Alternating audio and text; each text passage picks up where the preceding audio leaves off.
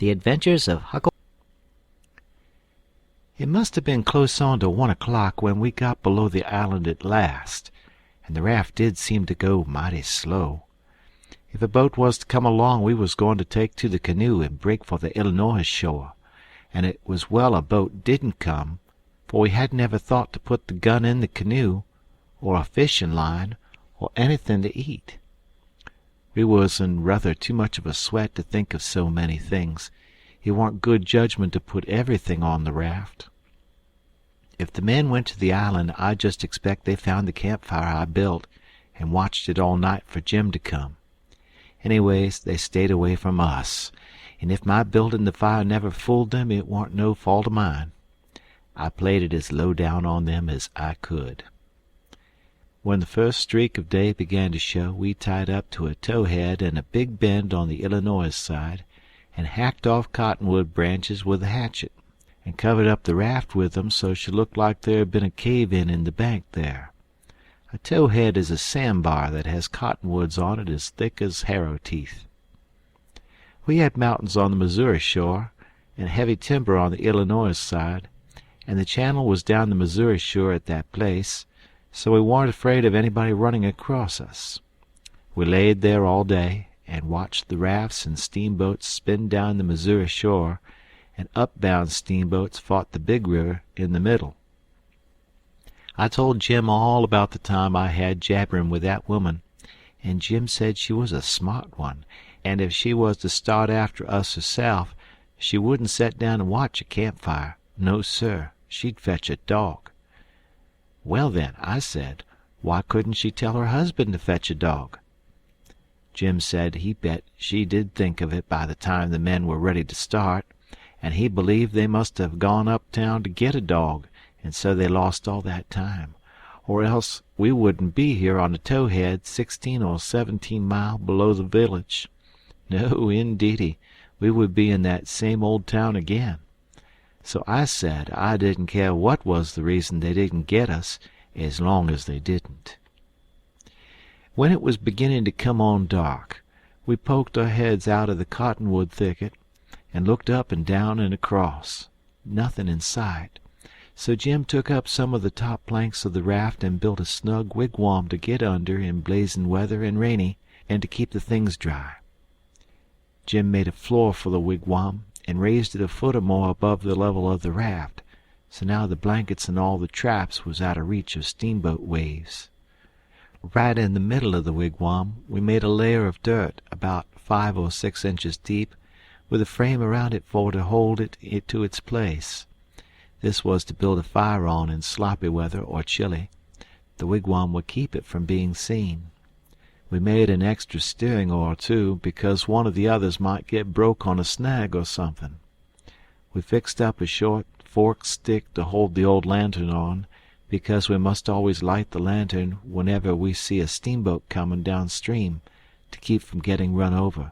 But we wouldn't have to light it for upstream boats unless we see we was in what they call a crossing, for the river was pretty high yet, very low banks being still a little under water, so upbound boats didn't always run the channel, but hunted easy water. This second night we run between 7 and 8 hours, with a current that was making over 4 mile an hour. We catched fish and talked, and we took a swim now and then to keep off sleepiness. It was kind of solemn, drifting down the big, still river, laying on our backs looking up at the stars, and we didn't ever feel like talking loud, and it warn't often that we laughed, only a little kind of a low chuckle. We had mighty good weather as a general thing, and nothing ever happened to us at all, that night, nor the next, nor the next. Every night we passed towns, some of them away up on black hillsides, nothing but just a shiny bed of lights. Not a house could you see. The 5th night we passed St. Louis, and it was like the whole world lit up. In St. Petersburg they used to say there was 20 or 30,000 people in St. Louis, but I never believed it till I see that wonderful spread of lights at 2 o'clock that was still night. There warn't a sound there. Everybody was asleep. Every night now I used to slip ashore towards 10 o'clock at some little village, and buy 10 or 15 cents worth of meal or bacon or other stuff to eat. Sometimes I lifted a chicken that warn't roosting comfortable, took him along. Pap always said, "Take a chicken when you get a chance, because if you don't want him yourself, you can easy find somebody that does, and a good deed ain't ever forgot." I never see Pap when he didn't want the chicken hisself, but that is what he used to say anyway. Mornings before daylight I slipped into cornfields and borrowed a watermelon, or a mushmelon, or a pumpkin, or some new corn, or things of that kind. Pap always said it warn't no harm to borrow things if you was meaning to pay them back some time, but the widow said it warn't anything but a soft name for stealing, and no decent body would do it. Jim said he reckoned the widow was partly right, and Pap was partly right, so the best way would be for us to pick out 2 or 3 things from the list and say we wouldn't borrow them any more. Then he reckoned it wouldn't be no harm to borrow the others. So we talked it over all one night, drifting along down the river, trying to make up our minds whether to drop the watermelons or the cantaloupes or the mushmelons or what. But towards daylight we got it all settled satisfactory, and concluded to drop crab apples and persimmons. We weren't feeling just right before that, but it was all comfortable now. I was glad the way it come out, too, because crab apples ain't ever good, and the persimmons wouldn't be ripe for 2 or 3 months yet. We shot a waterfowl now and then that got up too early in the morning or didn't go to bed early enough in the evening. Take it all around, we lived pretty high. The 5th night below St. Louis, we had a big storm after midnight, with a power of thunder and lightning, and the rain poured down in a solid sheet. We stayed in the wigwam and let the raft take care of itself. When the lightning glared out, we could see a big straight river ahead, and high rocky bluffs on both sides. By and by, says I, "Hello, Jim, looky yonder." It was a steamboat that had killed herself on a rock. We was drifting straight down for her. The lightning showed her very distinct.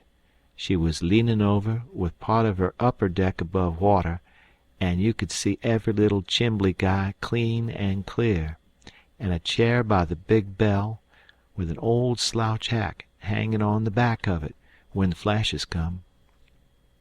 Well, it being away in the night and stormy and all so mysterious-like, I felt just the way any other boy would have felt when I see that wreck layin' there so mournful and lonesome in the middle of the river. I wanted to get aboard of her and slink around a little and see what there was there. So I says, "Let's land on her, Jim."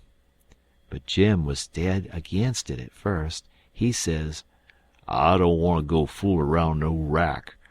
We's doin' blame well, and we better let blame well alone, as the good book says. Like as not, there's a watchman on that wreck." "Watchman your grandmother," I says.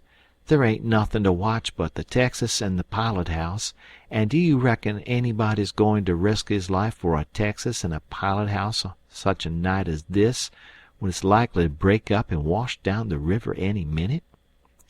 Jim couldn't say nothin' to that, so he didn't try.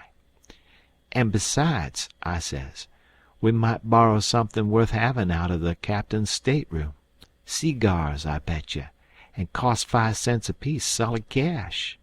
Steamboat captains is always rich, and get $60 a month, and they don't care a cent what a thing costs, you know, long as they want it. Stick a candle in your pocket? I can't rest, Jim, till we give her a rummaging.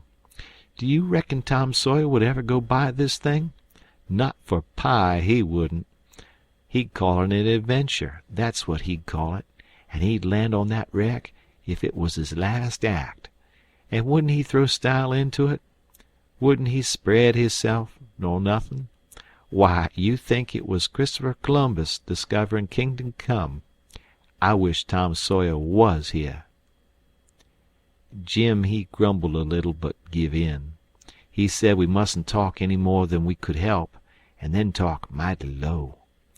The lightning showed us the wreck again just in time, and we fetched the starboard derrick and made fast there. The deck was high out here. We went sneaking down the slope of it to larboard, in the dark, towards the Texas, feeling our way slow with our feet, and spreading our hands out to fend off the guys, for it was so dark we couldn't see no sign of them. Pretty soon we struck the forward end of the skylight and clumb on to it, and the next step fetched us in front of the captain's door, which was open, and by Jiminy, away down through the Texas hall we see a light, and all in the same second we seemed to hear low voices in yonder.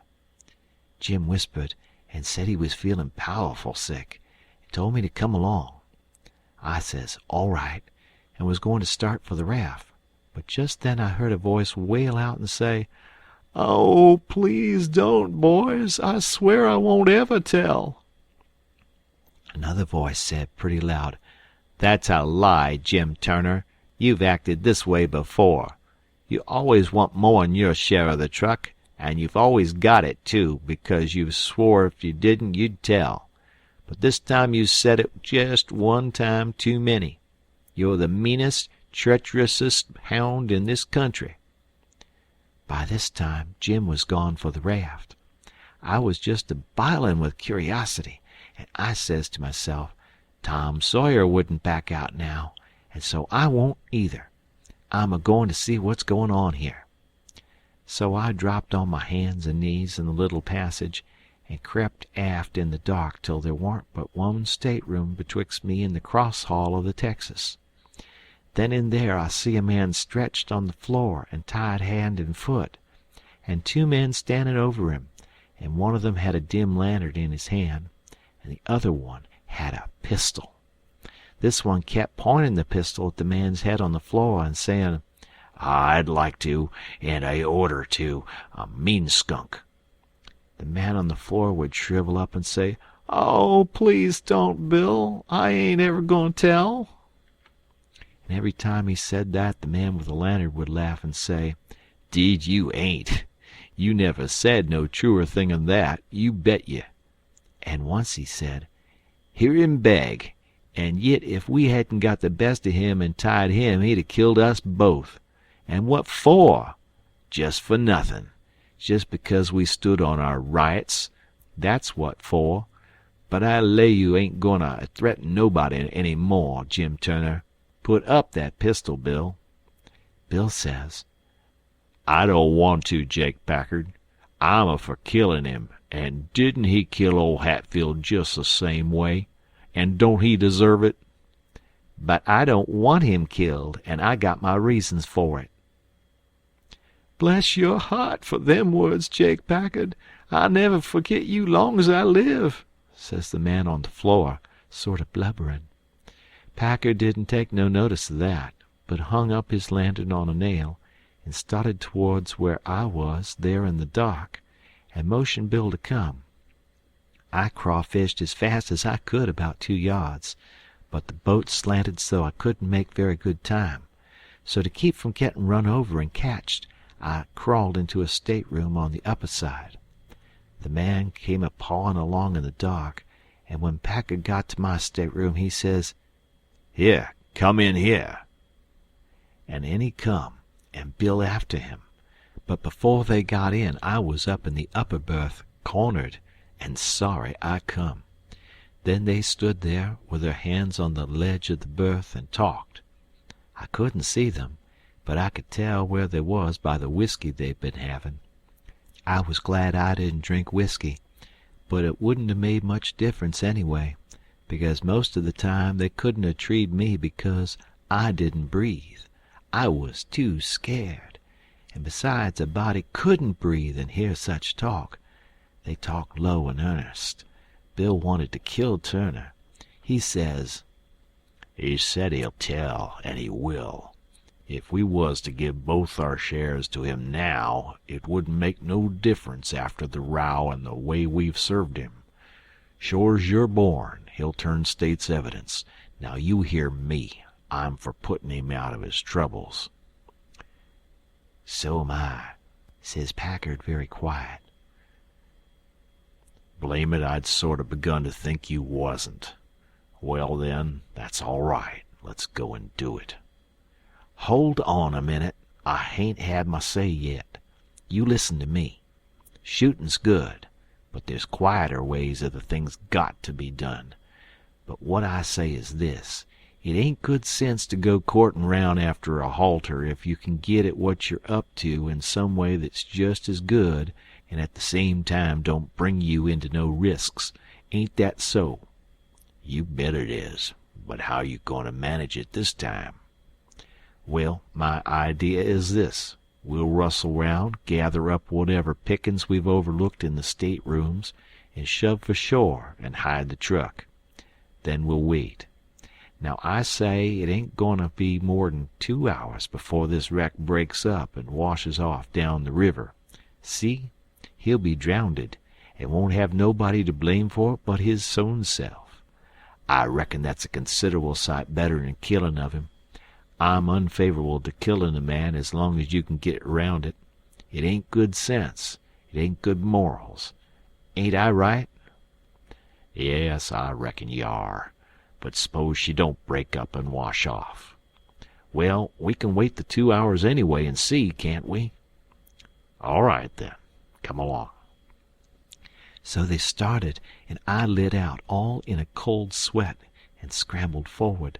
It was dark as pitch there, but I said in a kind of coarse whisper, "Jim," and he answered up right at my elbow with a sort of a moan, and I says, "Quick, Jim, it ain't no time for foolin' around and moanin'. There's a gang of murderers in yonder, and if we don't hunt up their boat and set her driftin' down the river so these fellows can't get away from the wreck, there's one of 'em goin' to be in a bad fix. And if we find their boat, we can put all of 'em in a bad fix, for the sheriff will get 'em. Quick, hurry. I'll hunt the larboard side, you hunt the starboard.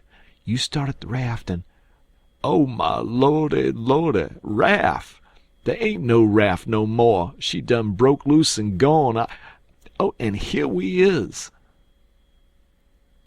End of chapter. Chapter 13. Well, I catched my breath and most fainted. Shut up on a wreck with such a gang as that. But it warn't no time to be sentimentering. We've got to find that boat now. Had to have it for ourselves. So we went a-quaking and shaking down the starboard side, and slow work it was, too. Seemed a week before we got to the stern. No sign of a boat. Jim said he didn't believe he could go any further. So scared he hadn't hardly any strength left, he said. But I said, come on. If we get left on this wreck, we are in a fix, sure. So on we prowled again. We struck for the stern of the Texas and found it, and then scrabbled along forwards on the skylight, hanging on from shutter to shutter, for the edge of the skylight was in the water. When we got pretty close to the cross-hall door, there was the skiff, sure enough. I could just barely see her. I felt ever so thankful. In another second I would have been aboard of her, but just then the door opened. One of the men stuck his head out only about a couple of foot from me, and I thought I was gone. But he jerked it in again and says, "Heave that blame lantern out of sight, Bill." He flung a bag of something into the boat, and then got in hisself and sat down. It was Packard. Then Bill, he come out and got in. Packard says in a low voice, "All ready, shove off." I couldn't hardly hang on to the shutters, I was so weak. But Bill says, "Hold on. You go through 'em?" "No, didn't you?" "No, he's got his share of the cash yet." "Well, then, come along. No use to take truck and leave money."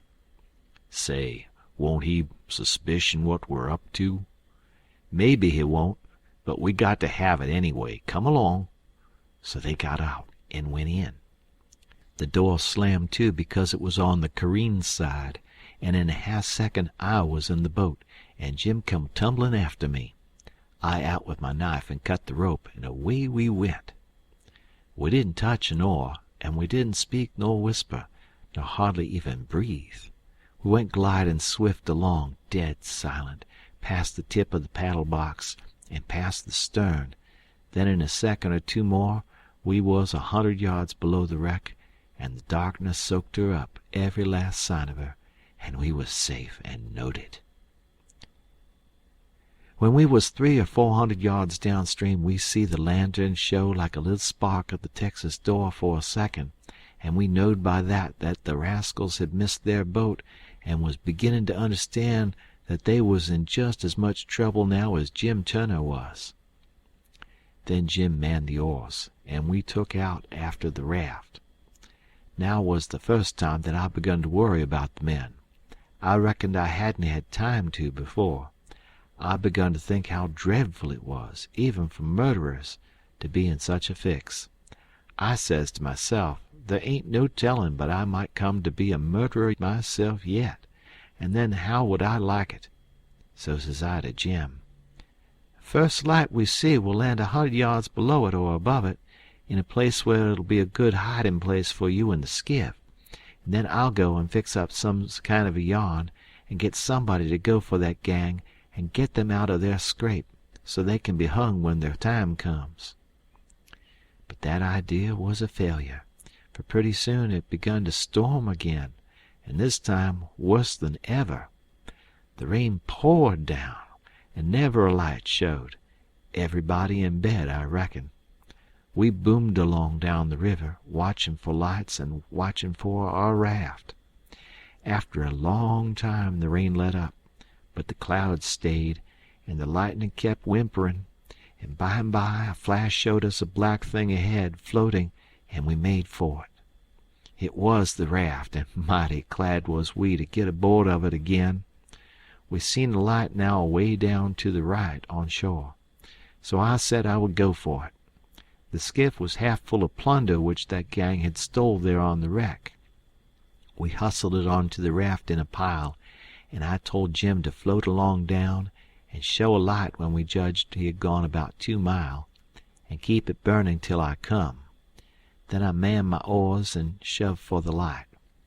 As I got down towards it, 3 or 4 more showed up on a hillside. It was a village. I closed in above the shore light and laid on my oars and floated. As I went by, I see it was a lantern hanging on the jackstaff of a double-hull ferryboat. I skimmed around for the watchman, a-wondering whereabouts he slept, and by I found him roosting on the bitts forward, with his head down between his knees. I gave his shoulder 2 or 3 little shoves and begun to cry. He stirred up in a kind of startlish way, but when he see it was only me, he took a good gap and stretch, and then he says, "Hello, what's up? Don't cry, bub. What's the trouble?" I says, "Pap and Mam and Sis and—" Then I broke down. He says, "Oh, dang it all, don't take on so. We all has to have our troubles, and this'll come out all right. What's the matter with 'em?" Are you the watchman of the boat?" "Yes," he says, kind of pretty well satisfied like. "I'm the captain and the owner and the mate and the pilot and watchman and head deckhand. Sometimes I'm the freight and passengers. I ain't as rich as old Jim Hornbeck, and I can't be so blame generous and good to Tom, Dick, and Harry as what he is, and slam around money the way he does. But I've told him many a time I wouldn't trade places with him. For, says I, a sailor's life's a life for me, and I'm derned if I'd live 2 mile out of town, where there ain't nothing ever goin' on, not for all his spondulics, and as much more on top of it. Says I broke in and says, "They're in an awful peck of trouble, and—" "Who is?" "Why, Pap and Mam and Sis and Miss Hooker, and if you'd take your ferryboat and go up there—" "Up where? Where are they?" "On the wreck." "What wreck?" "Why, there ain't but one." "What? You don't mean the Walter Scott?" "Yes." "Good land, what are they doing there, for gracious sakes?" "Well, they didn't go there a purpose." "I bet they didn't. Why, great goodness, there ain't no chance for 'em if they don't get off mighty quick. Why, how in the nation did they ever get into such a scrape?" "Easy enough. Miss Hooker was a visitin' up there to the town." "Yes, Booth's Landing. Go on." "She was a visitin' there at Booth's Landing, and just in the edge of the evening she started over with her nigger woman and the horse ferry to stay all night at her friend's house, Miss what you may call her, I disremember her name, and they lost their steerin' oar and swung around and went a-floatin' down, stern first, about 2 mile, and saddle-bagsed on the wreck, and the ferryman and the nigger woman and the horses were all lost, but Miss Hooker she made a grab and got aboard the wreck. Well, about an hour after dark we come along down in our tradin' scow, and it was so dark we didn't notice the wreck till we was right on it, and so we saddle-bagsed, and all of us was saved but Bill Whipple, and oh, he was the best creature. I most wished it'd been me, I do." "My George, it's the beatin'est thing I ever struck. And then what did you all do?" "Well, we hollered and took on, but it's so wide there we couldn't make nobody hear, so p'raps it's somebody got to get ashore and get help somehow. I was the only one that could swim, so I made a dash for it, and Miss Hooker she said if I didn't strike help sooner, come here and hunt up her uncle, and he'd fix the thing. I made the land about a mile below, and been fooling along ever since, trying to get people to do something, but they said, 'What, in such a night and such a current? There ain't no sense in it. Go for the steam ferry.' Now if you'll go and—" "By Jackson, I'd like to, and blame it, I don't know but I will. But who in the dingnation's a goin' to pay for it? Do you reckon your pap—" "Why, that's all right. Miss Hooker she told me particular that her Uncle Hornback—" "Great guns! Is he her uncle? Looky here, you break for that light over yonder way, and turn out west when you git there, and about a quarter of a mile out you'll come to the tavern. Tell 'em to dart you out to Jim Hornback's, and he'll foot the bill. And don't you fool around any, because he'll want to know the news. Tell him I'll have his niece all safe before he can get to town. Hump yourself now. I'm a-goin' up around the corner here to roust out my engineer." I struck for the light, but as soon as he turned the corner I went back and got into my skiff and bailed her out, and then pulled up shore in the easy water about 600 yards, and tucked myself in among some wood boats, for I couldn't rest easy till I could see the ferryboat start. But take it all around, I was feeling rather comfortable on accounts of taking all this trouble for that gang, for not many would have done it. I wished the widow knowed about it. I judged she would be proud of me for helping these rapscallions, because rapscallions and deadbeats is the kind the widow and good people takes the most interest in. Well, before long here comes the wreck, dim and dusky, sliding along down. A kind of cold shiver went through me, and then I struck out for her. She was very deep, and I seen in a minute there warn't much chance for anybody being alive in her. I pulled all around her and hollered a little, but there wasn't any answer. All dead still. I felt a little bit heavy-hearted about the gang, but not much, for I reckon if they could stand it, I could. Then here comes the ferryboat, so I shoved for the middle of the river on a long downstream slant, and when I judged I was out of eye reach, I laid on my oars, and looked back and see her go and smell around the wreck for Miss Hooker's remainders, because the captain would know her Uncle Hornback would want them. And then pretty soon the ferryboat give it up and went for the shore, and I laid into my work and went a-booming down the river. It did seem a powerful long time before Jim's light showed up, and when it did show it looked like it was 1,000 mile off. By the time I got there the sky was beginning to get a little gray in the east, so we struck for an island and hid the raft and sunk the skiff, and turned in and slept like dead people. End of chapter. Chapter 14. By and by, when we got up, we turned over the truck the gang had stole off of the wreck, and found boots and blankets and clothes, and all sorts of other things, and a lot of books, and a spyglass, and 3 boxes of cigars.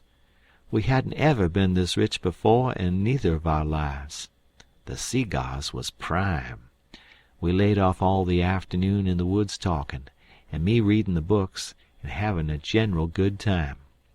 I told Jim all about what happened inside the wreck and at the ferry boat, and I said these kinds of things was adventures. But he said he didn't want no more adventures. He said that when I went into Texas and he crawled back to get on the raft and found her gone, he nearly died, because he judged it was all up with him any way it could be fixed. For if he didn't get saved he would get drownded, and if he did get saved, whoever saved him would send him back home so as to get the reward, and then Miss Watson would sell him south, sure. Well, he was right. He was most always right. He had an uncommon level head for a nigger. I read considerable to Jim about kings and dukes and earls and such, and how gaudy they dressed, and how much style they put on, and called each other Your Majesty and Your Grace and Your Lordship and so on, instead of Mister. And Jim's eyes bugged out, and he was interested. He says, "I didn't know they was so many of 'em. I ain't heerd about none of 'em scarcely but old King Sollermun, unless you counts dem kings what's in a pack of cards." "How much do a king git?" "Get?" I says. "Why, they get $1,000 a month if they want it. They can have just as much as they want. Everything belongs to them." "Ain't dat gay? And what they got to do, Huck?" "They don't do nothin'." "Why, how you talk! They just set round." "Naw, is dat so?" "Of course it is. They just sit around, except maybe when there's a war. Then they go to the war. But other times they just lazy around, or go hawking, just hawking and Shh! Did you hear a noise? We skipped out and looked, but it warn't nothing but the flutter of a steamboat's wheel away down, coming round the point, so we come back. "Yes," says I, "and other times when things is dull they fuss with the Parliament, and if everybody don't go just so, they wax their heads off, but mostly they hang around the harem." "Round de which?" "Harem." "What's de harem?" "The place where they keeps his wives. Don't you know about the harem? Solomon had one. He had about 1,000,000 wives." "Why, yes, that's so. I done forgot it. A harem's a boardin' house, I reckon. Most likely dey has rackety times in de nussery. An' I reckon de wives quarrels consid'able, an' dat crease de racket. Yit dey say Solomon de wisest man dat ever live. I don't take no stock in dat. Because why? Would a wise man want to live in the midst of such a blim-blammin' all the time? No, 'deed he wouldn't. A wise man 'ud take and build a biler factory, and den he could shet down de biler factory when he want a rest." "Well, he was the wisest man anyway, because the widder she told me so her own self." "I don't keer what de widder say. He warn't no wise man nuther. He had some of de dead fetchin'est ways I ever see. Does you know 'bout dat child dat he was gwine to chop in two?" "Yes, the widder told me all about it." "Well, den, warn't dat the beatin'est notion in de world? You jest take and look at it for a minute. Dar's de stump. Dar. That's one of de women. Here's you. That's the other one. I's Solomon, and dish yer dollar bill's de chile. Both of you claims it. What does I do? Does I shin around amongst de neighbors and find out which un you de bill do belong to, and do hand it over to the right one all safe and sound, the way that anybody that had any gumption would? No, I take and whack de bill in two, and give half of it to you, and the other half to the other woman. That's the way Solomon was gwine to do wid de chile. Now I want to ask you, what's de use of dat half a bill? Can't buy nuthin' wid it, An' what use is half a chile? I wouldn't give a dern for a million of 'em." "But hang it, Jim, you've clean missed the point. Blame it, you've missed it 1,000 mile." "Who, me? Go 'long. Don't talk to me 'bout your p'ints. I reckon I know sense when I sees it, and der ain't no sense in sich doin's as dat. De 'spute warn't about half a chile. De 'spute was about a whole chile, and de man dat think he kin settle a 'spute about a whole chile wid a half a chile don't know enough to come in out de rain. Don't talk to me 'bout Sollermun, Huck. I knows him by de back." "But I tell you, you don't get the point." "Blame de p'int. I reckon I knows what I knows. An' mind you, de real p'int is down furder. It's down deeper. It lays in de way Solomon was raised. You take a man dat's got only 1 or 2 chillun. Is dat man gwine to be wasteful of chillun? No, he ain't. He can't 'ford it. He knows how to value 'em. But you take a man dat's got about 5 million chillun runnin' round de house, an' it's diff'ent. He as soon chop a chile in two as a cat. There's plenty more. A chile or two more or less warn't no consequence to Sollermun, dad fetch him." "I never see such a nigger. If he got a notion in his head once, there wa'n't no gettin' it out agin. He was the most down on Solomon of any nigger I ever see. So I went to talkin' about other kings and let Solomon slide. I told about Louis XVI, that got his head cut off in France long time ago, and about his little boy the Dolphin, that would have been a king, but they took and shut him up in jail, and some say he died there." "Poor little chap." "But some says he got out and got away and come to America." "Dat's good, but he'll be pooty lonesome. There ain't no kings here, is dey, Huck?" "No." "Den he can't git no situation. What's he gwine to do?" "Well, I don't know. Some of them gets on the police, and some of them learns people how to talk French." "Why, Huck, don't the French people talk the same way we does?" "No, Jim. You couldn't understand a word they said. Not a single word." "Well, now, I be ding busted. How do dat come?"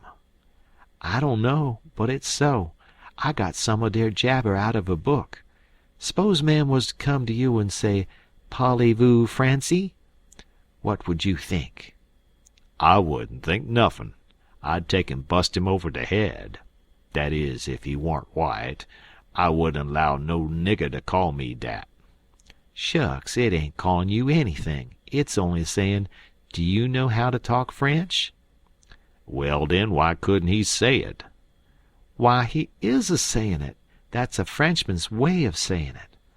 "Well, it's a blame ridiculous way, and I don't want to hear no more 'bout it. There ain't no sense in it." "Looky here, Jim, does a cat talk like we do?" "No, a cat don't." "Well, does a cow?"